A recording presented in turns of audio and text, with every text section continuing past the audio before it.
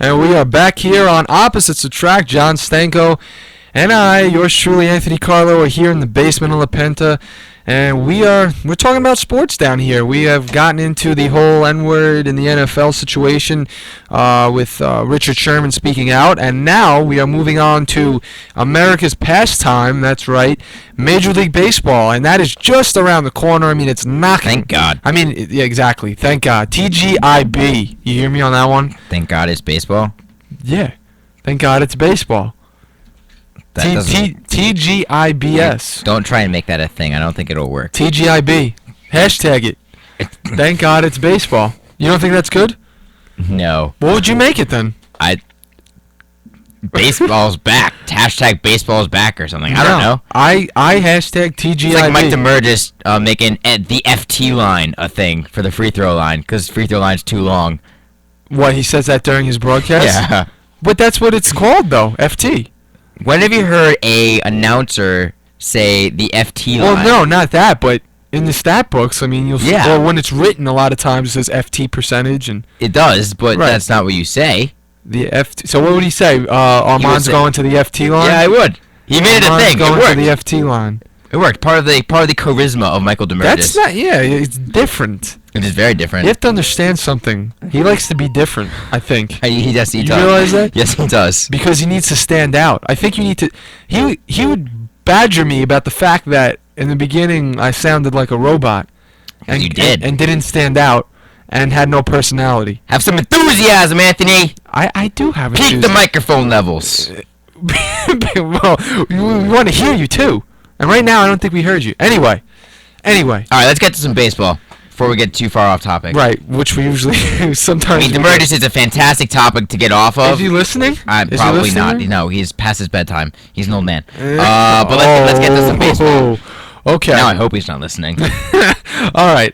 So what we did is, would you call this a division power ranking? I would say this is our power rankings of the 6 Major League Baseball divisions. Okay. And we will start from the bottom. We'll start it from the bottom. Now we're here. I knew you were going to say that as soon as I said it. I literally went through my head. I just fueled You walked right into it. I know I did. I'm sorry that I did. You know, it was like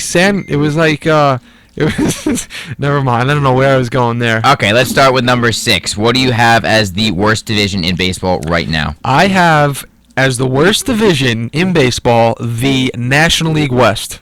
I agree with you 100%. Okay. There is one good team in that division. That's the Los Angeles Dodgers. True. I mean, they ended last year on a 42-8 run.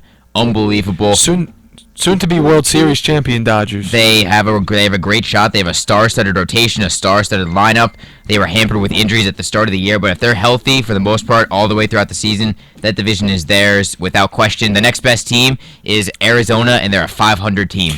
I don't know if the one thing though that you have to. I mean, I agree with you with the Dodgers, but the only thing is that I don't think you should ever sleep on San Francisco.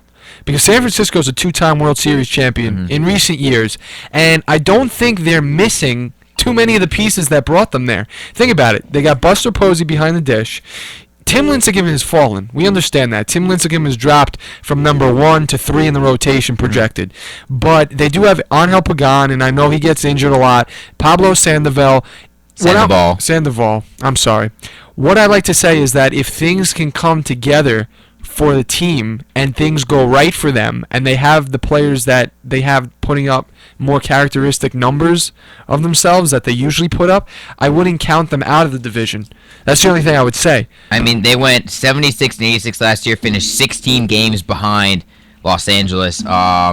I mean, I really don't think the Giants are that good. I think that the pitching they had is not as good anymore. Matt Cain really struggled last year, though. Yeah, he did really struggle. And I mean, if it's any indication, Tim Lincecum had a couple great years and he struggled. Is it going to be the same with Matt Cain? But what I'm saying is that they don't have bad players. You understand? They have players that are playing bad.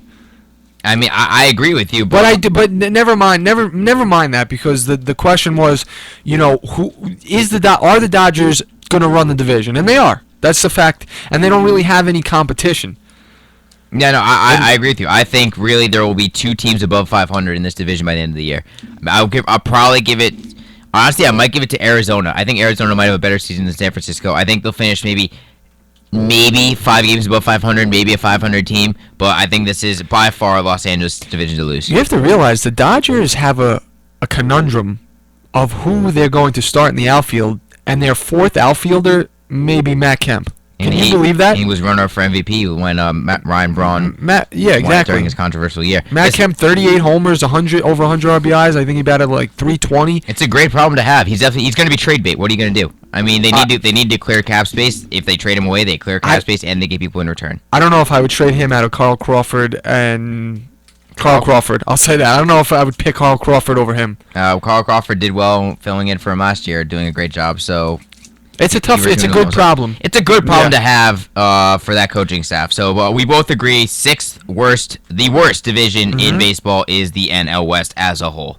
Would you like to give me number 5? Number five. Moving through my rankings. Number 5, I have the NL East. Wow. We defer here. Get ready, everybody. Put your sit back, get your popcorn ready. Probably gonna argue a little bit here. I'm not. I mean, listen. The way I see it is the Nationals really underperformed last year. So right now I don't have a lot of confidence in them to move forward until I see it. Granted, they do have a talented roster that they can put up a lot of wins. The Braves are consistent; they will always be. But it's the other teams in that division. I really, sorry to all you Mets fans out there. I don't see much hope for. The Miami Marlins are one of the worst run organizations in baseball. Philadelphia Phillies really struggling, really old, a ton of overpaid players. And the Mets, they have a bright young pitching staff, and Matt Harvey getting hurt, I think, really hampers them. I think the Mets are maybe 2 or 3 years away from being really, really good. I know they have the face of baseball in David Wright, but I don't think they'll finish above 500 this year either. Easy there, man. Derek's not gone yet. According to the MLB hashtag poll, it was David Wright, and I'd rather have David Wright than the arrogant Derek Jeter. Oh, the arrogant Derek Jeter. How about the captain and 5-time World Series champion Derek Jeter? That sounds a little better. He's still arrogant, so that doesn't change the fact of his personality. No, he's confident. Let's go with that one. Confident. Anyway. Who's your fifth worst team division in baseball division? My 5th worst is the AL Central. And I'm going to rebuttal you a bit with the NL East. I disagree with the fact that the Mets are going to go downhill this year. Or at least you said not be as good. I think they're going to be the exact same. They're going to finish below 500. Sandy Alderson made a comment. The front office said 90 wins. 90 wins is highballing. No. Did I say that? No. I didn't say that. I'm going for 80 to 85 wins. I'm going for 75 to 80. I think that this team is going to be considerably better. Why I say that is because, look, the Mets went out and they picked up some big free agents. Do not say Curtis Granderson's a big free agent. Granderson he will hit 15 home runs, strike out every other at bat, and will not provide any protection for David Wright. Oh, you are out of your mind. How does a hitter that hits 20 to 30, let's say in Yankee Stadium? No, correction. In Yankee Stadium, he hit 30 to 40. In Citi Field, he'll hit 20 to 25.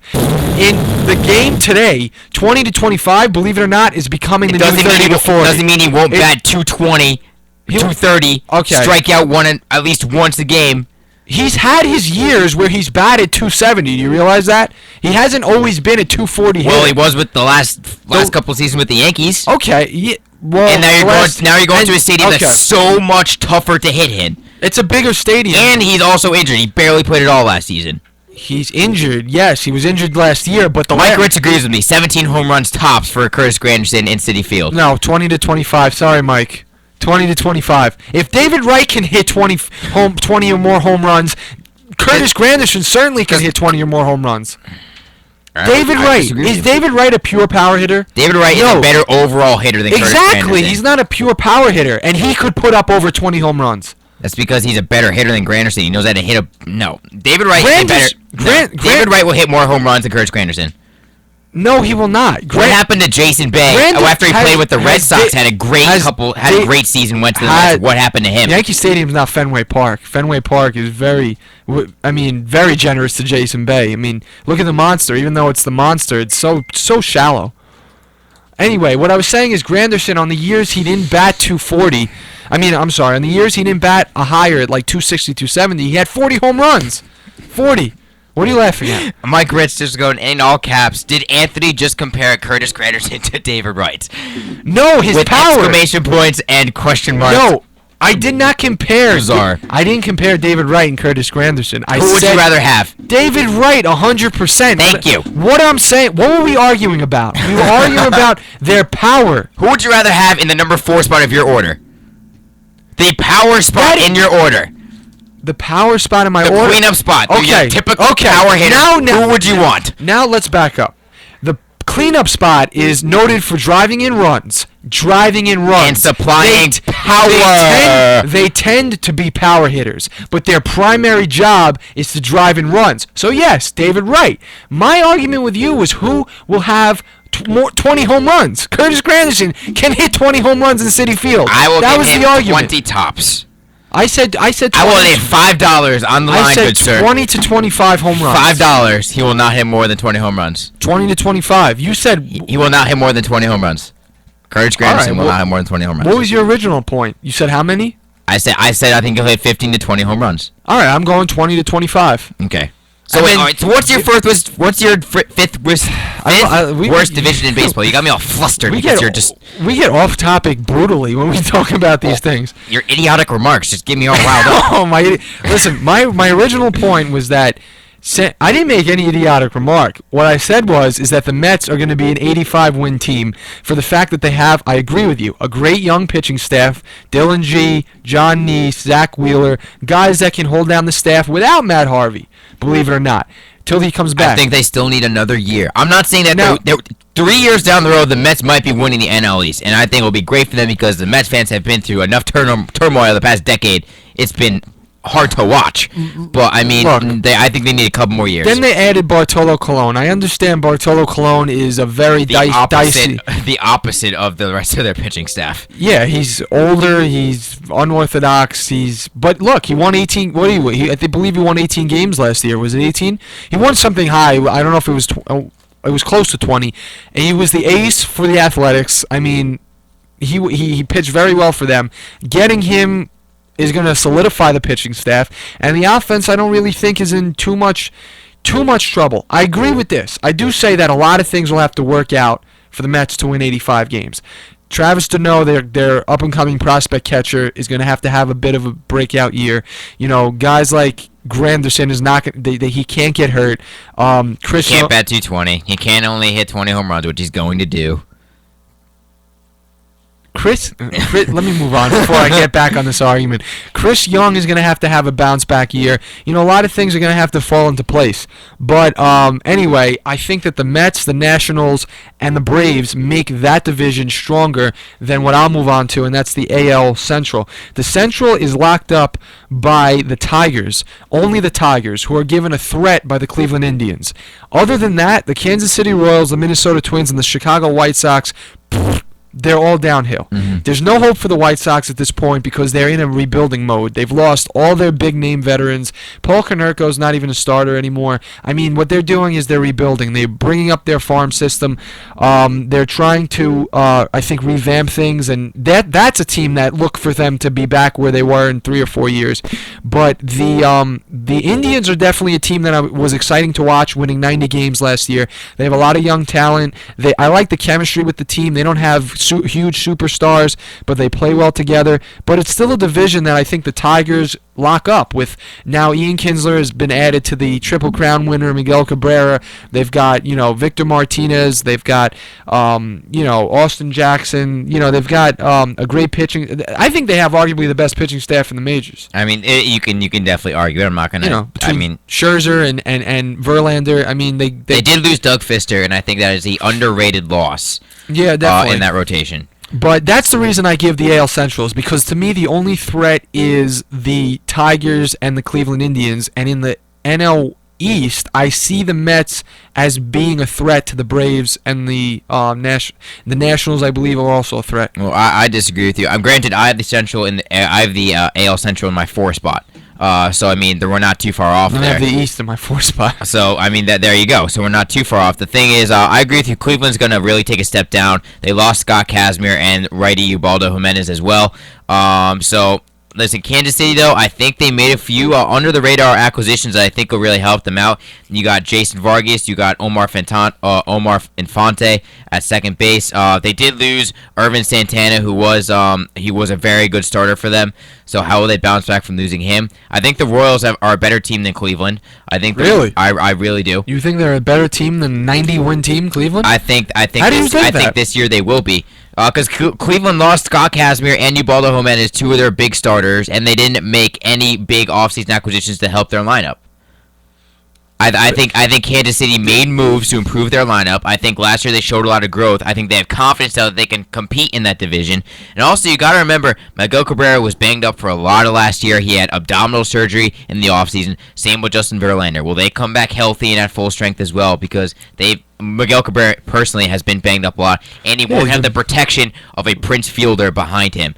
That's true. Prince Fielder may have had one of his worst career seasons last year, but he was still a better four-hitter than the majority of four-hitters in baseball. And they'll probably insert Victor Martinez behind him. And Victor Martinez is not the same power hitter that Prince Fielder is. He's a pretty dangerous hitter. He's dangerous. He hits great average. He's hits an all-around a lot of good doubles, hitter. Yeah. but he's not a power hitter.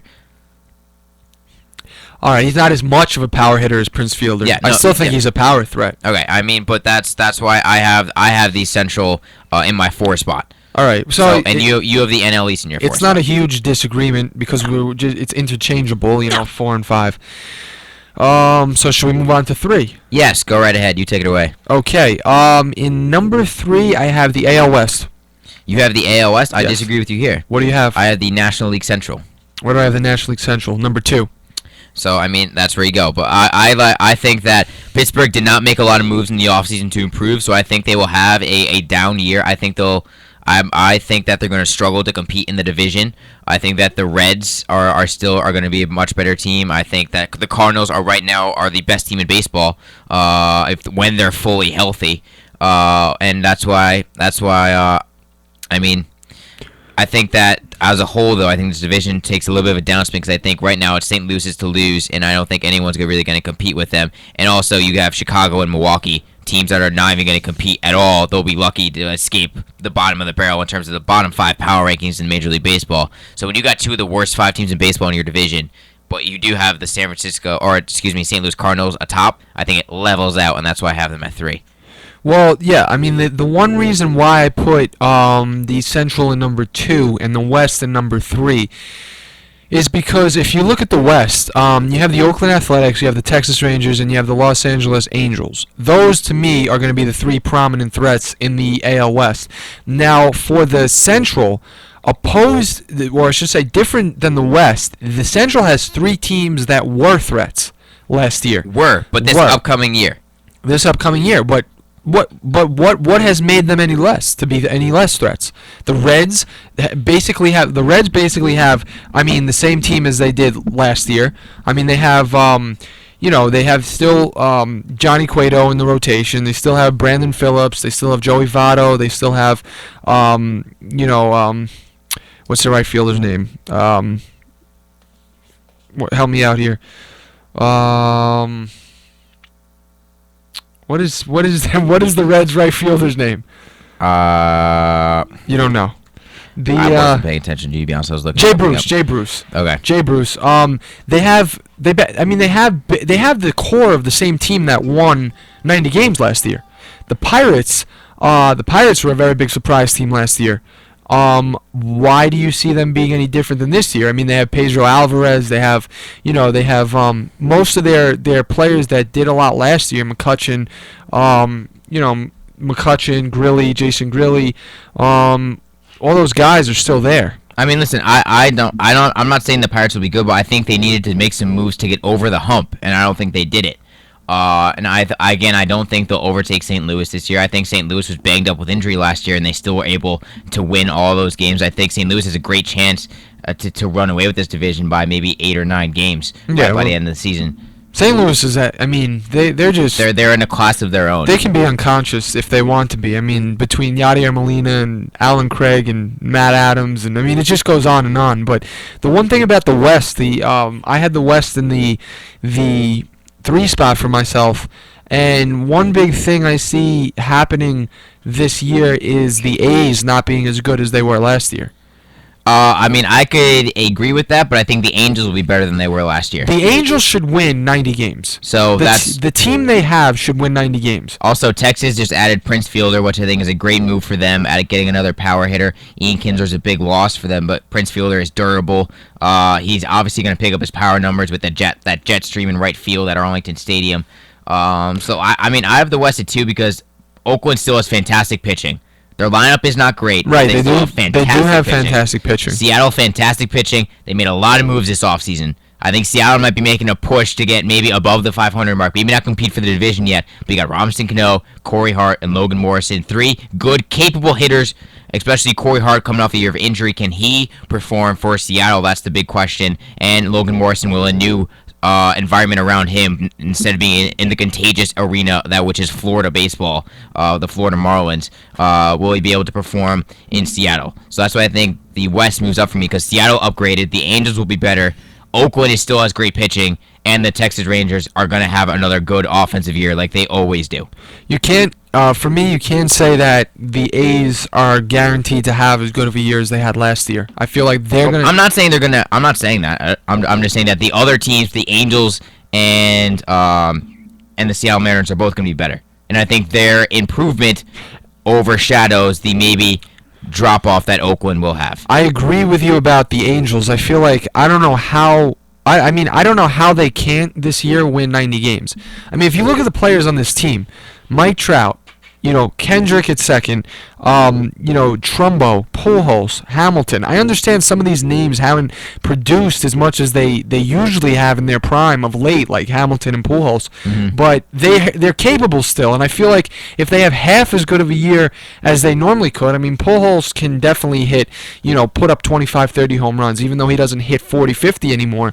Hamilton definitely is going to be a key to get back on track because he's taken definitely a fall in the past couple of years. But the one thing I want to say is that the Angels may be on the rise, but I feel like for the A's, I just feel like everything in everything offensively for them, so much has to go right in order for them to have another good year. I just feel like, Cespedes and guys like that are pretty much sure-ins for, having a good year, but I don't feel as if they're going to have as much offense to complement their pitching. That's the only reason why I feel like they've never had that. It's always been a pitching first team. They've never had that. And they've been able to win with that mentality now for the past couple of seasons. Right, but there's going to be an off year. I mean, can you win every single year when you're losing